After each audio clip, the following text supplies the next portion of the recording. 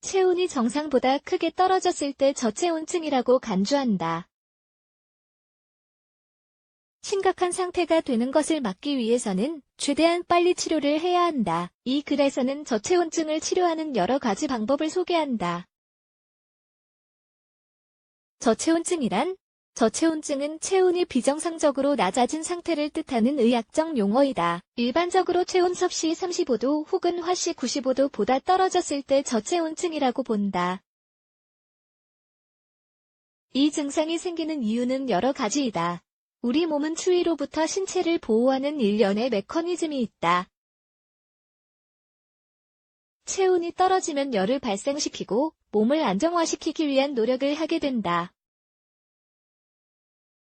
하지만 극단적인 상태가 지속되면 우리 몸은 손실된 열을 회복할 수 없는 상태가 된다.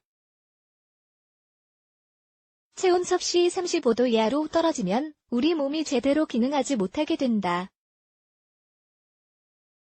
매 순간 우리 몸에서 생성되는 열이 손실되는 열보다 낮기 때문이다.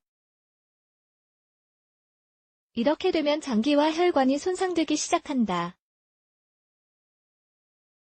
제대로 치료하지 않으면 관련 합병증이 생길 수 있고 이로 인해 사망하게 될 수도 있다. 저체온증의 유형 증상의 심각성에 따라 세 가지 유형으로 구분할 수 있다.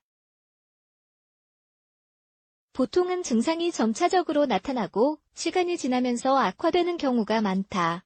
어떤 유형으로 구분되는지 다음을 읽어보자. 경증 저체온증 33, 35 혹은 86, 95 경증 저체온증일 경우 가장 흔하게 나타나는 증상은 오한이나 떨림, 정신없음, 방향 감각 상실, 몸을 움직이는 것이 어려워지는 것이다. 피부 색깔이 변하고 피부를 만져보면 정말 차갑다. 중증 저체온증 30, 33 혹은 86, 95 의식을 잃기 시작하고 중얼거리는 소리를 낸다. 정말 심하게 졸려올 수 있고 에너지가 사라진다. 심한 저체온증 35, 86이야 의식을 잃고 심박수와 호흡이 느려지고 약해진다. 또 동시에 혈압도 정상보다 낮아진다.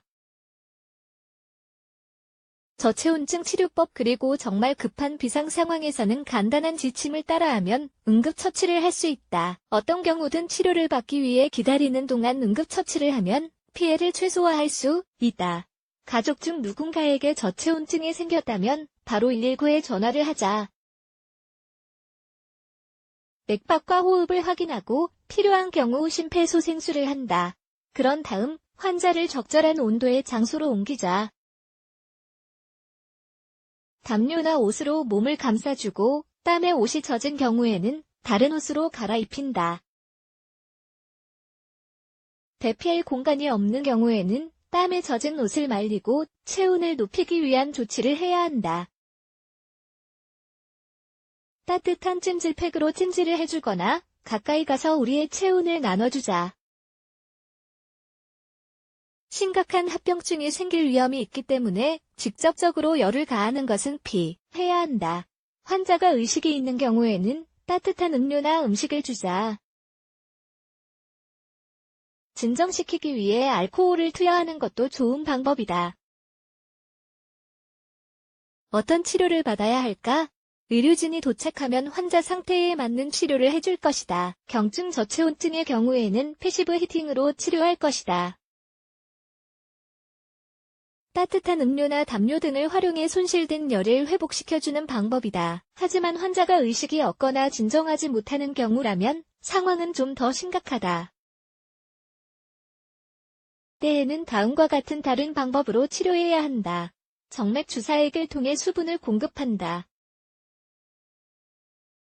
식염수를 투여하는 경우가 많다.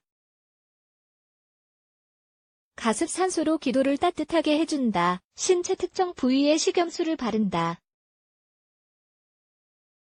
흉막이나 복강 같은 부위는 카테터를 활용하는 경우가 많다. 정말 극단적인 경우에는 혈액투석기를 사용해야 할 수도 있다.